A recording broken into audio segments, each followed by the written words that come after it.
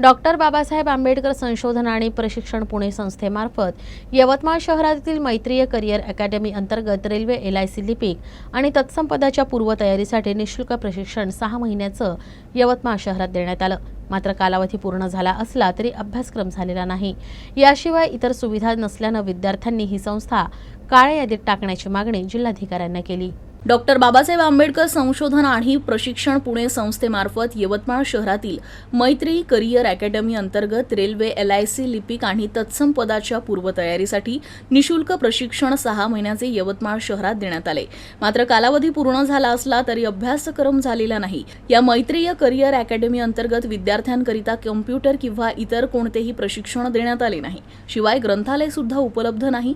परिणामी बाहेरगावी असलेल्या विद्यार्थ्यांना आर्थिक अडचणींचा सामना करावा लागतोय। हे प्रशिक्षण आम्हाला परत 6 महिन्यांचे सर्व सुविधांसह देण्यात यावे अशी मागणी प्रशिक्षणार्थ्यांनी केली आहे।